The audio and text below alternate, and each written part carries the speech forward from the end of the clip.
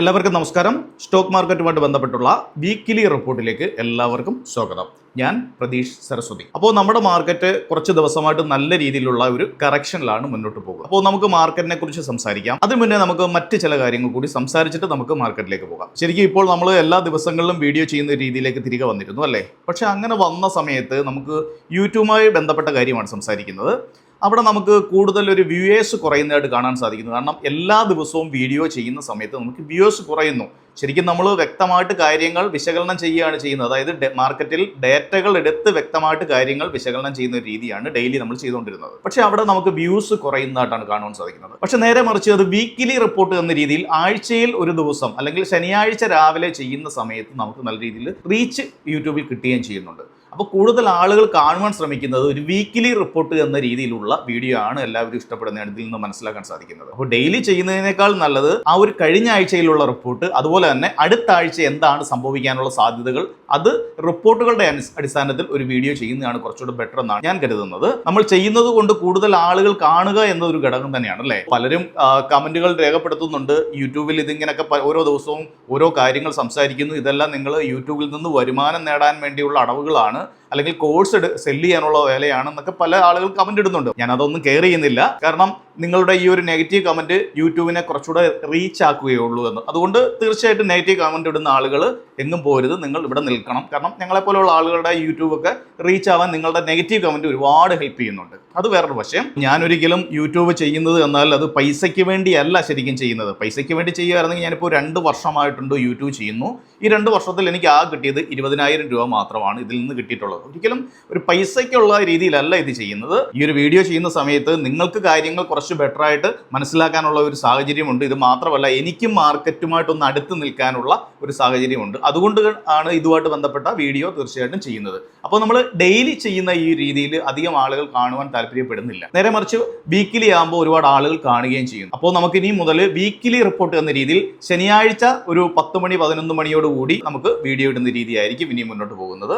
പിന്നെ ബാക്കി ദിവസങ്ങളിലൊക്കെ ചില ക്ലാസ്സുകൾ അല്ലെങ്കിൽ പ്രധാനപ്പെട്ട എന്തെങ്കിലും സെബിയായിട്ട് ബന്ധപ്പെട്ട നമ്മളുടെ സ്റ്റോക്ക് മാർക്കറ്റുമായിട്ട് ബന്ധപ്പെട്ട ന്യൂസുകളും ഒക്കെ ഉണ്ടെങ്കിൽ തീർച്ചയായിട്ടും അങ്ങനെയുള്ള കാര്യങ്ങൾ സംബന്ധിച്ച് വീഡിയോ വേണമെങ്കിൽ ആ ദിവസങ്ങളിൽ വരും. അപ്പോൾ പ്രധാനപ്പെട്ട നമ്മളുടെ വീക്കിലി റിപ്പോർട്ട് എന്നത് എല്ലാ ആഴ്ചയും ശനിയാഴ്ച 10 മണി മുതൽ 11 ഈ ഒരു സമയത്തായിരിക്കും അപ്ലോഡ് ചെയ്യുക, പ്രത്യേകം ഓർക്കുക. പിന്നെ പല ആളുകളും മറ്റൊരു കാര്യം പറയുന്നത് കോഴ്സ് വിൽക്കുവാൻ വേണ്ടിയാണ് ഇതൊക്കെ ചെയ്യുന്നത്. തീർച്ചയായിട്ടും നമ്മൾ കോഴ്സ് സെല്ല് ചെയ്യുക എന്നാൽ അത്ര മോശം കാര്യമൊന്നുമല്ല. നിങ്ങൾക്ക് നൽകുന്നത് തീർച്ചയായിട്ടും വളരെ വാല്യുബിൾ ആയിട്ടുള്ള ഒരു കാര്യമാണ് നിങ്ങൾക്ക് നൽകുന്നത് അല്ലേ? കോഴ്സ് എന്നാൽ ഒരുപാട് ആളുകൾ, ആയിരക്കണക്കിന് ആളുകൾ ഇപ്പം ഞങ്ങളുടെ കോഴ്സ് എടുത്തിട്ടുണ്ട്. ഈ ആയിരക്കണക്കിന് ആളുകളും നല്ല രീതിയിൽ ട്രേഡ് ചെയ്ത് പോകുന്നു എന്ന അഭിമാനത്തെ ഞങ്ങൾക്ക് പറയാനും സാധിക്കുന്നുണ്ട്. നല്ല രീതിയിൽ സ്റ്റോക്ക് മാർക്കറ്റിനെ സമീപിക്കുന്ന എല്ലാവർക്കും നല്ല രീതിയിൽ പ്രോഫിറ്റ് ഉണ്ടാക്കി പോകാനുള്ള സാഹചര്യങ്ങളാണ് ഈ കോഴ്സുകൾ നൽകുന്നത്. എൻ്റെ കോഴ്സ് ആയിക്കോട്ടെ, വേറെ ആളുകളുടെ കോഴ്സ് ആയിക്കോട്ടെ, കാര്യങ്ങൾ പഠിച്ച് ചെയ്യുവാൻ ആളുകളെ പ്രോത്സാഹിപ്പിക്കുന്ന കാര്യമാണ്. അല്ലാതെ ഒന്നും അറിയാതെ സ്റ്റോക്ക് മാർക്കറ്റിൽ വന്ന് പൈസ കൊണ്ട് കളയുന്നതിനേക്കാൾ എത്രയോ നല്ലതാണ് കാര്യങ്ങൾ പഠിച്ച് നന്നായി ചെയ്യുക എന്നത്. ഈവൻ ഞാൻ സ്റ്റോക്ക് മാർക്കറ്റിലേക്ക് വരുന്ന സമയത്തായാൽ തന്നെയും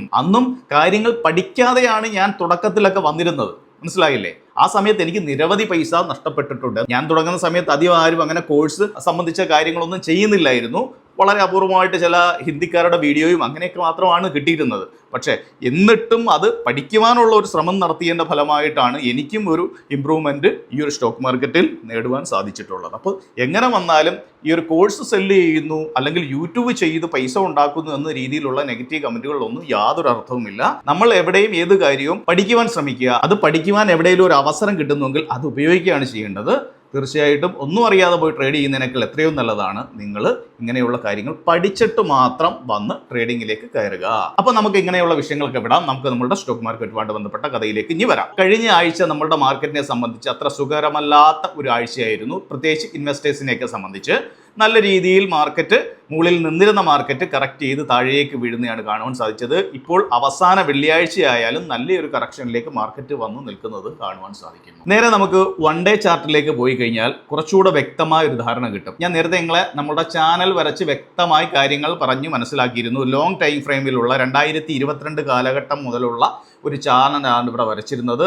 അത് വ്യക്തമായിട്ട് റെസ്പെക്ട് ചെയ്ത് പോകുന്നതായിട്ട് നമുക്കിവിടെ കാണുവാൻ സാധിക്കുന്നുണ്ടായിരുന്നു അല്ലേ. നേരത്തെ നമ്മൾ സംസാരിച്ചതുപോലെ തന്നെ ഹെഡ് ആൻഡ് ഷോൾഡർ പാറ്റേൺ വരാൻ പോകുന്നു, അതിന്റെ ഷോൾഡർ അടുത്ത് ക്രിയേറ്റ് ചെയ്യാൻ പോകുന്നു എന്ന് നമ്മൾ വ്യക്തമായി പറഞ്ഞിരുന്നു. അവിടെ തന്നെ മാർക്കറ്റ് വന്ന് ഹെഡ് ആൻഡ് ഷോൾഡർ പാറ്റേൺ രൂപപ്പെട്ടിരിക്കുന്നു. ഇപ്പോൾ അത് കംപ്ലീറ്റ് ചെയ്തിരിക്കുകയാണ്. ഇത് എവിടെയാണ് കംപ്ലീറ്റ് ചെയ്തിരിക്കുന്നത് നിങ്ങളൊന്ന് നോക്കൂ. എവിടെയാണ് ഇത് കംപ്ലീറ്റ് ചെയ്തിരിക്കുന്നത്? നമ്മളുടെ അതേ ചാനലിലാണ്. നോക്കൂ, നിങ്ങൾക്ക് കഴിഞ്ഞ ആഴ്ചയിലെ വീഡിയോ അല്ലെങ്കിൽ കഴിഞ്ഞ ദിവസങ്ങളിലൊക്കെ വീഡിയോ എടുത്ത് നോക്കിയാൽ തന്നെ കാണുവാൻ സാധിക്കും. ഇത് നമ്മൾ നേരത്തെ വരച്ചിരുന്ന കഥകളാണ് അല്ലേ. അപ്പോൾ ഈ ചാനൽ ഇവിടെ കറക്റ്റായിട്ട് അവിടെ നിന്നാണ് സപ്പോർട്ട് എടുത്തിരിക്കുന്നത്. നിങ്ങൾക്കിവിടെ കാണുവാൻ സാധിക്കും. നോക്കൂ, നമ്മളുടെ ചാനലിൽ നിന്ന് തന്നെ കറക്റ്റ് സപ്പോർട്ട് എടുത്ത് മുകളിൽ നിൽക്കുന്ന ഒരു മാർക്കറ്റാണ്. അപ്പോൾ ഈ മാർക്കറ്റ് ഇനി എന്താണ് ഇനി സംഭവിക്കാൻ പോകുന്നത്? ഈ ചാനൽ ഇനി ബ്രേക്ക് ചെയ്യുമോ, അതോ ഇവിടെ നിന്നും സപ്പോർട്ട് എടുത്ത് ഒരു നല്ല ഷോർട്ട് കവറിംഗ് മുകളിലേക്ക് നടക്കുമോ എന്ന് തീർച്ചയായിട്ടും നിങ്ങൾ വാച്ച് ചെയ്യണം. കാരണം മുൻ കാലഘട്ടം അതാണ് നമ്മളെ സൂചിപ്പിക്കുന്നത്. ഈ ചാനലിലേക്ക് വരുന്ന സമയത്തെല്ലാം മാർക്കറ്റ് ശക്തമായ ഒരു ബൈയിങ് പ്രഷർ താഴേന്ന് വരുന്നുണ്ടായിരുന്നു. ഈ ഒരു സമയത്ത് നമുക്കത് വിടാം. കാരണം ഇത് ഇലക്ഷൻ സമയമാണ്. ഒട്ടും ടെക്നിക്കലി കാര്യങ്ങൾ റെസ്പെക്ട് ചെയ്യാത്ത ദിവസമായിരുന്നു. മാർക്കറ്റ് താഴേക്ക് വന്നു, ശക്തമായി മുകളിലേക്ക് പോയി. അത് ഇലക്ഷനുമായിട്ട് ബന്ധപ്പെട്ട ദിവസത്തെ നമുക്ക് ഒരിക്കലും ഇതുമായിട്ട് കൂട്ടിയോജിപ്പിക്കാൻ പാടില്ല. അപ്പോൾ ബാക്കി എല്ലാ സമയങ്ങളിലും മാർക്കറ്റ് അതിനനുസരിച്ചായിരുന്നു നിന്നത് എന്ന് നിങ്ങൾ നോക്കുക. നേരത്തെ ഉണ്ടായിരുന്ന ഈ ഒരു ചാനൽ താഴെ ആയാലും അത് റെസിസ്റ്റൻസ് ആയിട്ട് പ്രവർത്തിച്ചുകൊണ്ട് നോക്കൂ. താഴേക്ക് മാർക്കറ്റ് വരുന്നു, അതിനുശേഷം ഈ ചാനലിനെ ബ്രേക്ക് ചെയ്ത് ശക്തമായ മൊമെന്റത്തിൽ മുകളിലോട്ട് പോയ ശേഷം മാർക്കറ്റ് ഒരു ഗംഭീരമായ റാലിയാണ് നമുക്കിവിടെ നൽകിയിരുന്നത് അല്ലേ. അതിനുശേഷം ചാനലിനകത്ത് വന്ന ശേഷവും റാലിയാണ്, ചാനൽ ഇവിടെ ബ്രേക്ക് ചെയ്ത ശേഷവും റാലിയാണ് നൽകിയത്. വീണ്ടും തിരിച്ച് ചാനലിനകത്തേക്ക് മാർക്കറ്റ് വരുന്നു, ശേഷം മാർക്കറ്റിൽ അതിനകത്താണ് നിന്ന് കളിക്കുന്നത് നമുക്ക് കാണുവാൻ സാധിക്കുന്നു. ഇപ്പോൾ ആ ചാനലിൻ്റെ സപ്പോർട്ട് ഏരിയയിൽ നിൽക്കുന്നു. പിന്നെ നമ്മളെ സംബന്ധിച്ച് ഒരല്പം നെഗറ്റീവായിട്ട് ബാധിക്കുന്ന ഒരു കാര്യം ഇവിടെ എന്താണെന്ന് വെച്ച് കഴിഞ്ഞാൽ, ഹെഡ് ആൻഡ് ഷോൾഡർ പാറ്റേൺ നെഗറ്റീവായിട്ട് ബാധിക്കുന്ന ഒരു കാര്യം തന്നെയാണ് എങ്കിൽ തന്നെയും 200 മൂവിങ് ആവറേജ് ഇവിടെ ബ്രേക്ക് ചെയ്തിട്ടുണ്ട് എന്നത് ഒരല്പം വിഷമിപ്പിക്കുന്ന കാര്യമാണ്. പക്ഷേ അതിനെ സംബന്ധിച്ച് പറഞ്ഞു കഴിഞ്ഞാൽ തന്നെയും ഒരല്പം സന്തോഷം പകരുന്ന മറ്റൊരു കാര്യം എന്നാൽ, നമ്മളുടെ ഗിഫ്റ്റ് നിഫ്റ്റി, അതായത് വെള്ളിയാഴ്ച നമ്മളുടെ മാർക്കറ്റ് ക്ലോസ് ചെയ്ത് കഴിഞ്ഞ് ട്രേഡ് ചെയ്ത നമ്മളുടെ ഗിഫ്റ്റ് നിഫ്റ്റി ഇപ്പോൾ ഒരു 150 പോയിന്റിനടുത്തൊരു ഗ്യാപ്പ് അപ്പ് ഇപ്പോൾ കാണിക്കുന്നുണ്ട്. ഓക്കെ, നാളെ രാവിലെ എന്തായാലും ഗിഫ്റ്റ് നിഫ്റ്റി ട്രേഡ് ചെയ്യും നമ്മുടെ മാർക്കറ്റ് ഓപ്പൺ ചെയ്യുന്നതിന് മുന്നേ. എങ്കിലും നിലവിൽ അത് കാണിക്കുന്നുണ്ട്. എന്തായാലും ഒരു ചെറിയ ഗ്യാപ്പ് അപ്പ്, നല്ലൊരു ഗ്യാപ്പ് അപ്പിനുള്ള സാധ്യതകൾ വരികയും ചെയ്യുന്നുണ്ട്. അങ്ങനെയാണെങ്കിൽ തീർച്ചയായിട്ടും നമ്മളുടെ ഈ ഒരു 200 മൂവിങ് ആവറേജിന് മുകളിലായിരിക്കും മാർക്കറ്റ് ഓപ്പൺ ചെയ്യുന്നതെങ്കിൽ വീണ്ടും അത് തിരികെ പിടിക്കാൻ ശ്രമിക്കുന്നു എന്ന് പറയാം ഈ ഒരു 200 മൂവിങ് ആവറേജിനെ. അപ്പോൾ തീർച്ചയായിട്ടും ഇവിടെ നിന്നും മാർക്കറ്റ് ഒരു അല്പം മുകളിലേക്ക് ഒരു റീട്രേസ്മെന്റ് നടത്താനുള്ള സാധ്യത വളരെ കൂടുതലാണ്. അതും ശ്രദ്ധിച്ചിരിക്കുക. അല്ലാതെ മാർക്കറ്റ് ഇവിടെ നിന്ന് താഴേക്ക് ഇങ്ങനെ വീണ് പോകുമെന്നല്ല നമ്മൾ കരുതണ്ടേ. അപ്പോൾ മാർക്കറ്റ് ഇവിടെ നിന്നും ഒരു ചെറിയ റീട്രേസ്മെന്റ് എടുക്കുവാനുള്ള സാധ്യത കൂടുതലാണ്. അപ്പോൾ എവിടേക്ക് എടുക്കാൻ സാധ്യതയുണ്ട്? 24,000, 24,200 എന്നീ റേഞ്ചുകളൊക്കെ നിങ്ങൾ തീർച്ചയായിട്ടും വാച്ച് ചെയ്യാം. അതിനുശേഷം മാർക്കറ്റ് താഴേക്ക് വരികയോ അതിനുശേഷം താഴേക്ക് വന്ന് വീണ്ടും ഇവിടെ ബ്രേക്ക് ചെയ്യുന്നു എന്നെങ്ങാണം കണ്ടു കഴിഞ്ഞാൽ, അത് മൊമെന്റത്തിൽ തന്നെ ബ്രേക്ക് ചെയ്ത് നിൽക്കുന്നു എന്ന് കണ്ടു കഴിഞ്ഞാൽ ഒട്ടും നല്ല സൂചനയല്ല എന്ന് പ്രത്യേകം ഓർക്കുക. പക്ഷെ നിലവിലുള്ള കണ്ടീഷനിൽ നമ്മുടെ മാർക്കറ്റ് എങ്ങനെയാണ്? ഇവിടുന്ന് മുകളിലേക്ക് ഒരു റീട്രേസ് ചെറുതായിട്ട് എടുക്കുമെന്ന പ്രതീക്ഷയിലാണ് എല്ലാവരും ഇരിക്കുന്നത്. പിന്നെ വേറൊരു കാര്യം, ഇത് നമ്മൾ ട്രേഡിങ്ങുമായിട്ട് ബന്ധപ്പെട്ട കാര്യങ്ങളാണ് ഈ സംസാരിക്കുന്നത്, മനസ്സിലായില്ലേ? ട്രേഡേഴ്സിനെ സംബന്ധിച്ച കാര്യങ്ങളാണ്. നിങ്ങൾ ഇൻവെസ്റ്റേഴ്സ് ഇത് കണ്ടുകൊണ്ട് പാനിക്കാവരുത്. ഇങ്ങനെ മാർക്കറ്റ് മുകളിലോട്ട് പോയി ഇവിടുന്ന് താഴെ വീഴും എന്നൊക്കെ പറയുമ്പോൾ ഇൻവെസ്റ്റേഴ്സ് പാനിക്കാവും. ഇങ്ങനെയല്ല ഇൻവെസ്റ്റേഴ്സ് ഇതിനെ കാണേണ്ടത്. ഞാൻ നിങ്ങൾക്ക് കുറച്ചുകൂടെ ധാരണ തരാം.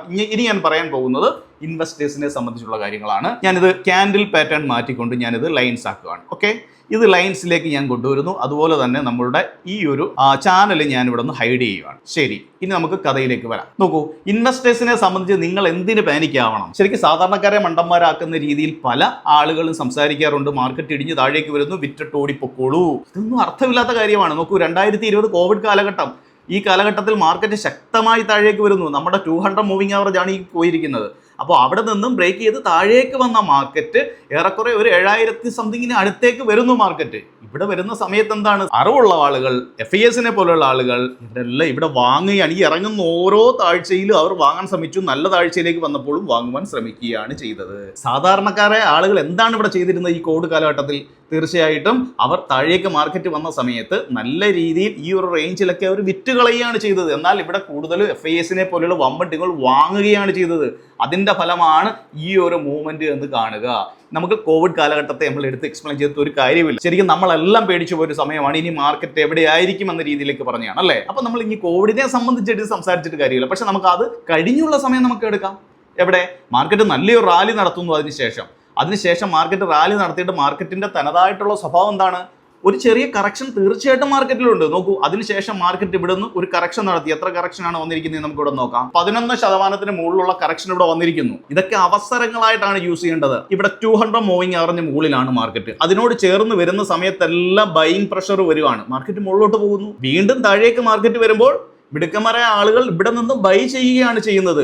ഒരിക്കലും ഇവിടുന്ന് ഓടിപ്പോവുകയല്ല ചെയ്യുന്നത്. ഇവിടെ നിന്നും താഴേന്ന് ബൈ ചെയ്യുകയും മുകളിൽ നിന്ന് അവർ പ്രോഫിറ്റ് ബുക്ക് ചെയ്യുകയും ചെയ്യുന്ന രീതിയാണ് ഇവിടെ നിലനിൽക്കുന്നത്. പക്ഷേ സാധാരണക്കാരായ ആളുകൾ പലപ്പോഴും ചെയ്യുന്നത് മാർക്കറ്റ് ഇങ്ങനെ കയറുന്ന സമയത്ത് ഇവിടുന്ന് വാങ്ങുന്നു, താഴേക്ക് ഇറങ്ങും, ഇവിടുന്ന് വിറ്റ് നഷ്ടത്തിൽ വിൽക്കുന്നു. ഇതല്ല ചെയ്യേണ്ടത്. മാർക്കറ്റ് താഴേക്ക് വരുന്ന സമയത്ത് ഈ താഴെ നിന്നും കുറച്ച് ക്വാണ്ടിറ്റി എങ്കിലും അത് വാങ്ങിയിടുവാൻ, അല്ലെങ്കിൽ അത് വാങ്ങിയിട്ട ശേഷം ഒന്ന് സമാധാനത്തെ കുറച്ച് നാൾ വെയിറ്റ് ചെയ്തിരിക്കാനുള്ള ഒരു ടെൻഡൻസിയാണ് ഇൻവെസ്റ്റേഴ്സ് കാണിക്കേണ്ടത്.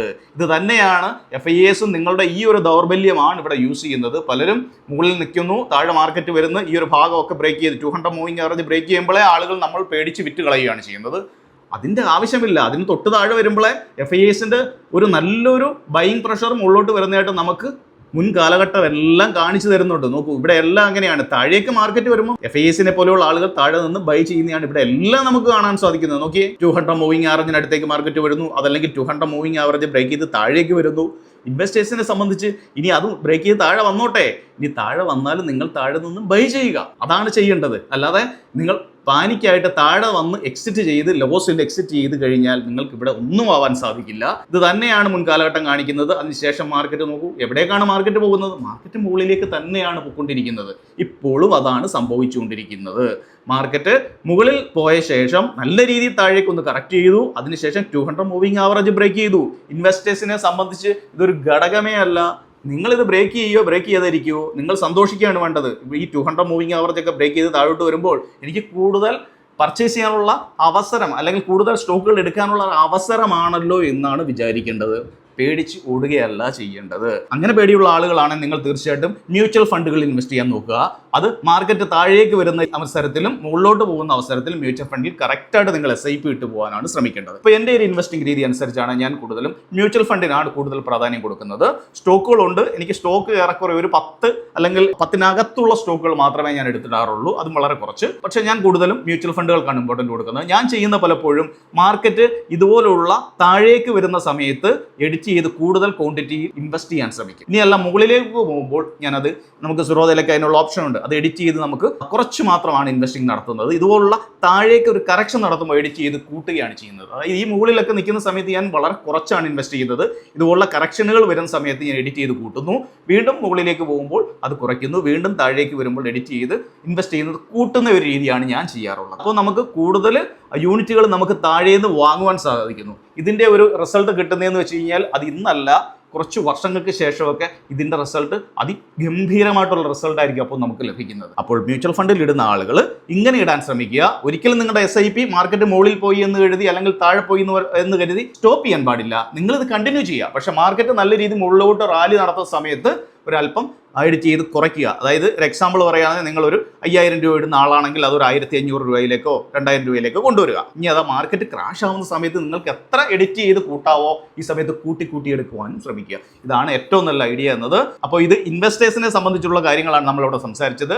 നേരെ ട്രേഡേഴ്സിന്റെ കേസ് എടുക്കുകയാണെങ്കിൽ നേരത്തെ നമ്മൾ ക്യാൻഡിൽ സ്റ്റിക്കുമായിട്ട് ബന്ധപ്പെട്ട കാര്യങ്ങളെല്ലാം കഥ പറഞ്ഞു കഴിഞ്ഞു. നമ്മളുടെ ഈ ഒരു ചാനലിൽ നിന്ന് സപ്പോർട്ട് എടുത്ത് നിൽക്കുകയാണ്. ഒരു പക്ഷേ മാർക്കറ്റ് ചെറിയ രീതിയിലെങ്കിലും ഒന്ന് 24,000 അടുത്തേക്കെങ്കിലും ഒന്ന് റീട്രേസ് എടുക്കുവാനുള്ള സാധ്യതകൾ നമുക്ക് തള്ളിക്കളയാൻ സാധിക്കത്തില്ല. പക്ഷേ നിലവിൽ FIAസിന്റെ ആ ഒരു സെല്ലിംഗ് പ്രഷർ നമുക്ക് എഗൻസ്റ്റ് ആയിട്ട് നിൽക്കുന്നു എന്നത് സത്യം തന്നെയാണ്. ഡേറ്റകൾ എടുത്ത് നോക്കുമ്പോൾ കാണാൻ സാധിക്കുന്നത് ബെയറിഷ് ആയിട്ടുള്ള മാർക്കറ്റ് തന്നെയാണ്. എങ്കിലും ക്രിസ്മസ് വരികയാണ്. സാന്താ റാലി പോലെയുള്ള പല റാലികളും നേരത്തെ മുൻ കാലഘട്ടത്തിൽ നടന്നിട്ടുണ്ട്. അമേരിക്കയിലൊക്കെ ക്രിസ്മസുമായിട്ട് ബന്ധപ്പെട്ട് ഒരുപാട് ആളുകൾ നല്ല രീതിയിൽ ബൈയിങ് നടത്താറുണ്ട്. അപ്പോൾ അതിനുള്ള ഒരു സാഹചര്യങ്ങളൊക്കെ ഇനി വരും ദിവസങ്ങളൊക്കെ നടക്കാൻ സാധ്യതയുണ്ട്. നടക്കണമെന്ന് 100% ഉറപ്പൊന്നുമില്ല. മുൻകാലഘട്ടത്തിൽ ഇങ്ങനെയായിരുന്നു നടന്നുകൊണ്ടിരുന്നത്. ഇനിയും നടക്കണമെന്നല്ല, പക്ഷേ അതിനുള്ള സാധ്യതകളുണ്ട്. അപ്പോൾ അതും കൂടി നിങ്ങളൊന്ന് മനസ്സിൽ വെക്കുക. അപ്പോൾ മാർക്കറ്റിനെ സംബന്ധിച്ച്, നിഫ്റ്റിയെ സംബന്ധിച്ച് ഇതാണ് കണ്ടീഷൻ. ഇവിടെ നിഫ്റ്റിയുടെ കേസ് ഇതാണെങ്കിൽ ബാങ്ക് നിഫ്റ്റിയിലേക്ക് പോകുമ്പോൾ നിങ്ങൾക്ക് കാണുവാൻ സാധിക്കുന്നത് ബാങ്ക് നിഫ്റ്റി അത്ര വലിയ നിഫ്റ്റിയുടെ അത്രയും ഒരു ബെയറിഷിലോട്ട് പോയി എന്ന് എനിക്ക് തോന്നുന്നില്ല. കാരണം നമുക്ക് ആ ഒരു ചാർട്ട് എടുത്ത് നോക്കുമ്പോൾ നമുക്കിവിടെ കാണുവാൻ സാധിക്കും. കണ്ടില്ലേ, ബാങ്ക് നിഫ്റ്റി പക്ഷേ താഴേക്ക് വന്നുവെങ്കിലും നമ്മുടെ 200 മൂവിംഗ് ആവറേജിന് മുകളിൽ തന്നെ നിൽക്കുന്നു. ഇത് മാത്രമല്ല, ഞാൻ നേരത്തെ പറഞ്ഞതുപോലെയുള്ള ഈ ഒരു പ്രൈസ് സോണിനകത്താണ് മാർക്കറ്റ് നിൽക്കുന്നതെന്ന് കാണുവാൻ സാധിക്കുന്നു. ഇനി ഈ 200 മൂവിംഗ് ആവറേജ് ബ്രേക്ക് ചെയ്യുന്നു ബാങ്ക് നിഫ്റ്റി എന്ന് നോക്കിക്കഴിഞ്ഞാൽ തീർച്ചയായിട്ടും ഒരു ചെറിയ ബെയറിഷ്നെസ് നമ്മുടെ മാർക്കറ്റിൽ ഉണ്ട് എന്ന് നമുക്ക് അംഗീകരിച്ചേ മതിയാവൂ. കാരണം നിഫ്റ്റി ഓൾറെഡി താഴേക്ക് വന്നു 200 മൂവിംഗ് ആവറേജിന്. ഇനി ബാങ്ക് നിഫ്റ്റി കൂടി അതിന് താഴേക്ക് വന്നു കഴിഞ്ഞാൽ നമുക്ക് സമ്മതിച്ചേ പറ്റൂ, അല്പം ബെയറിഷിലേക്ക് നമ്മുടെ മാർക്കറ്റ് വരുന്നു എന്ന് സമ്മതിച്ചേ പറ്റത്തുള്ളൂ. പക്ഷെ നിലവിൽ നമ്മുടെ മാർക്കറ്റ് ഇത്രയും താഴെ വന്നുവെങ്കിലും ബാങ്ക് നിഫ്റ്റിയുടെ ഒരു 200 മൂവിംഗ് ആവറേജിന് മുകളിൽ നിൽക്കുന്നു. ഇവിടെ നിന്ന് ബാങ്ക് നിഫ്റ്റിയുടെ ഒരു സപ്പോർട്ടും നമ്മുടെ നിഫ്റ്റിക്ക് മുകളിലേക്ക് ഒരു ചെറിയ റീട്രേസ് നടത്താനുള്ള ഹെൽപ്പും നിഫ്റ്റിയെ സഹായിക്കും എന്ന് നമുക്ക് കരുതാം. ഇപ്പൊ നിലവിൽ നമുക്ക് US മാർക്കറ്റിന്റെ ഒരു കണ്ടീഷൻ എടുത്ത് നോക്കിയാൽ തന്നെയും കാണുവാൻ സാധിക്കുന്നത് തിരിച്ചൊരു പോസിറ്റീവ് രീതിയിലേക്ക് US മാർക്കറ്റും തിരികെ നിന്ന് വരാൻ ശ്രമിക്കുന്നുണ്ട്. അതുപോലെ തന്നെ US ഡോളറിനെതിരെ ഇന്ത്യൻ റുപ്പീസ് വളരെ മോശപ്പെട്ട ഒരു അവസ്ഥയിലേക്കായിരുന്നു നിന്നത് അല്ലെ, 85 മുകളിലേക്കൊക്കെ പോകുന്ന കണ്ടീഷൻ ആയിരുന്നു വെള്ളിയാഴ്ച. പക്ഷേ അത് 84.92 ഇറങ്ങുന്നതായിട്ട് നമുക്ക് കാണുവാൻ സാധിക്കും. അപ്പോൾ ഈ ഒരു അവസ്ഥയിൽ തീർച്ചയായിട്ടും ചെറിയൊരു ഷോർട്ട് കവറിങ്ങിനുള്ള സാധ്യത നമ്മുടെ മാർക്കറ്റ് തള്ളിക്കളയാതിരിക്കുക. അറിയാം നിങ്ങൾക്ക്, ഇപ്പോൾ നമ്മുടെ മാർക്കറ്റിന്റെ ഷോർട്ട് കവറിംഗ് എന്നൊക്കെ പറഞ്ഞാൽ ഗംഭീരമായ ഷോർട്ട് കവറിങ്ങുകളാണ്. കഴിഞ്ഞ വെള്ളിയാഴ്ച, അതായത് ഈ വെള്ളിയാഴ്ച അല്ല, അതിന് മുന്നത്തെ വെള്ളിയാഴ്ച നടന്ന കാര്യങ്ങൾ നിങ്ങൾ മറക്കരുത്. 600 പോയിന്റിന്റെ ഒക്കെ ഷോർട്ട് കവറിംഗ് ആണ് നടത്തിയത്. ഇപ്പോൾ പണ്ടത്തെ കൂട്ടല്ല. പണ്ട് ഷോർട്ട് കവറിംഗ് എന്ന് വെച്ചാൽ 150-200 പോയിന്റിനെ ആണെങ്കിൽ ഇപ്പോൾ അത് 500-600 ഒക്കെയാണ് കാണിക്കുന്നത്. അത് ഇൻട്രാഡേ ലെവലാണ് ഞാൻ പറയുന്നത്, അതൊന്ന് ശ്രദ്ധിക്കുക. അതുപോലെ തന്നെ നമ്മളുടെ ഗോൾഡിനെ സംബന്ധിച്ചാണെങ്കിൽ ഗോൾഡ് വളരെ താഴേക്ക് വന്നതായിരുന്നു. പക്ഷേ ഇപ്പോൾ ഗോൾഡിന്റെ നിലവാരം അല്പം ഉയരുന്നതായിട്ടും കാണാൻ സാധിക്കുന്നു. പക്ഷേ ഗോൾഡിനെ സംബന്ധിച്ച് ഇവിടെ നല്ലൊരു റെസിസ്റ്റൻസ് എന്ന ഒരു ലെവൽ ഇവിടെ നിലനിൽക്കുന്നു. അത് നമ്മുടെ മാർക്കറ്റിന്റെ ആ ഒരു ഷോർട്ട് കവറിങ്ങിന് അല്പം സാധൂകരിക്കുന്ന രീതിയാണ്. നമ്മളിപ്പോൾ വന്നിരിക്കുന്നത് യുഎസിന്റെ 10 ഇയർ ഗവൺമെന്റ് ബോണ്ട് ഈൽഡിലേക്കാണ്.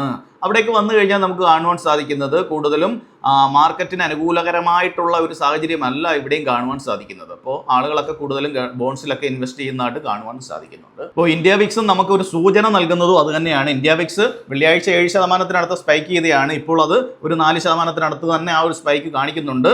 15 മുകളിലാണ് ഇന്ത്യ വിക്സ് എന്നതും അല്പം ശ്രദ്ധിക്കണമെന്നാണ്, അല്ലെങ്കിൽ മാർക്കറ്റിലെ ഒരു ഹൈ വോളറ്റിലിറ്റിയെ സൂചിപ്പിക്കുന്നു എന്ന് തീർച്ചയായിട്ടും ഇത് നമുക്ക് സൂചന നൽകുന്നുണ്ട്. ഞാനിപ്പോൾ ക്യാഷ് മാർക്കറ്റിലേക്കാണ് വരുന്നത്. ആദ്യം ക്യാഷ് മാർക്കറ്റിലേക്ക് വരുമ്പോൾ നിങ്ങളിവിടെ കാണുവാൻ സാധിക്കും 3598 കോടിക്കാണ് FISന്റെ സെല്ലിംഗ്. ഒരു നല്ല സെല്ലിംഗ് പ്രഷറിലേക്ക് FIS ഇങ്ങനെ നിൽക്കുകയാണ്. കാരണം കൂടുതലും അവർ US മാർക്കറ്റിലോ അല്ലെങ്കിൽ USന്റെ ഗവൺമെന്റ് ബോണ്ട് ഈൽഡിലാണ് അവർ ഇൻവെസ്റ്റ് ചെയ്യാൻ കൂടുതലും ശ്രമിക്കുന്നതെന്ന് നമുക്ക് കാണാൻ സാധിക്കും. ഇവിടെ നിന്നൊക്കെ സെല്ല് ചെയ്തുകൊണ്ട് അവിടേക്ക് കൊണ്ടുപോകാൻ ശ്രമിക്കുന്നു എന്നതാണ് സാരം.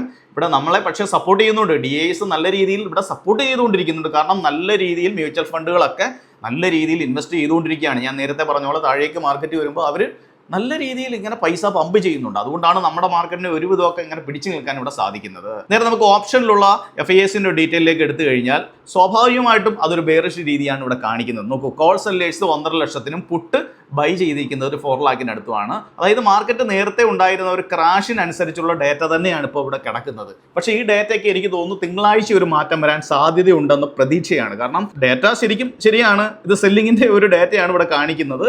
പക്ഷേ അതിലൊരു മാറ്റം വരുമെന്നാണ് ഞാൻ പ്രതീക്ഷിക്കുന്നത്. തിങ്കളാഴ്ച ഒരു ചെറിയ രീതിയിൽ മുകളിലോട്ടൊക്കെ മാർക്കറ്റ് നീങ്ങുമെന്ന് പ്രതീക്ഷിക്കാം. ഡേറ്റ പക്ഷേ വെച്ച് നോക്കുമ്പോൾ എന്ത് ചെയ്യാൻ പറഞ്ഞേ പറ്റത്തുള്ളൂ.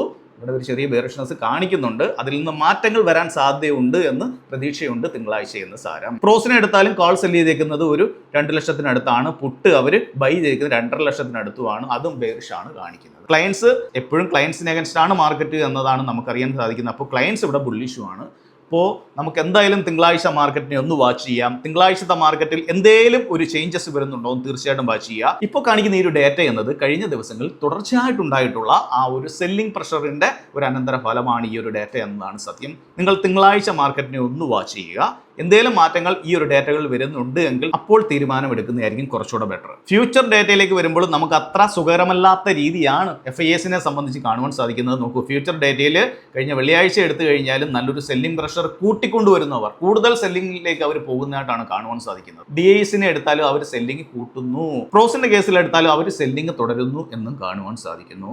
ക്ലയൻസിന്റെ കേസ് എടുത്താൽ അവർ മാത്രമാണ് അല്പം ബുള്ളിഷിലേക്ക് നിൽക്കുകയും ചെയ്യുന്നത്. അപ്പോൾ ഓവറോൾ നോക്കുമ്പോൾ മാർക്കറ്റിൽ ആ ഒരു മോശപ്പെട്ട അവസ്ഥ നിലനിൽക്കുന്നുണ്ട് എന്ന് സാരം. നമുക്ക് NSEയുടെ ഓപ്ഷൻ ചെയിൻ എടുത്ത് നോക്കിക്കഴിഞ്ഞാൽ നിഫ്റ്റിയെ സംബന്ധിച്ചാണെങ്കിൽ നോക്കൂ, 70 ലാഖിന്റെ കോൾ സെല്ലേഴ്സ് ആണ് ഓവറോൾ ഉണ്ടെങ്കിൽ ഇവിടെ 50 ലാഖിന്റെ ആണ് പുട്ട് സെല്ലേഴ്സ് ഇവിടെ ഉള്ളതായിട്ട് കാണുവാൻ സാധിക്കുന്നു. അപ്പോൾ ഓവറോൾ ഇവിടെ ഒരു സ്ലൈറ്റ്ലി ബെയറിഷ്നെസ് ആണ്. പക്ഷേ നമ്മളെ പേടിപ്പെടുത്തുന്ന രീതിയിൽ ഒരു ചേഞ്ചസ് ഒന്നും ഇവിടെ നിഫ്റ്റിയിൽ കാണാൻ സാധിക്കുന്നില്ല നിലവിലുള്ള അവസരത്തിൽ. പക്ഷേ ബാങ്ക് നിഫ്റ്റിയിൽ മന്ത്ലി എക്സ്പയറിയാണ്, ശരിയാണ്. അവിടെ പക്ഷേ അത് കാണുവാൻ സാധിക്കുന്നുണ്ട്. അവിടെ പക്ഷേ അല്പം കുഴപ്പകരമായിട്ടുള്ള ഡേറ്റയാണ് മന്ത്ലി എക്സ്പയറി എന്ന രീതിയിൽ ബാങ്ക് നിഫ്റ്റിയിൽ കാണുകയും ചെയ്യുന്നത്. ഇവിടെ 48 ലക്ഷത്തിനെതിരെ നോക്കൂ, 22 ലക്ഷവും മാത്രമാണ് ബുൾസ് ഉള്ളത്. 48 ലക്ഷവും മാർക്കറ്റ് ബെയറിഷിലോട്ട് പോകുമെന്ന രീതിയിലാണ് ആ ഡേറ്റകളും കാണിക്കുന്നത്. നിങ്ങളിവിടെ പലപ്പോഴും ശ്രദ്ധിക്കേണ്ട ഒരു കാര്യമുണ്ട്.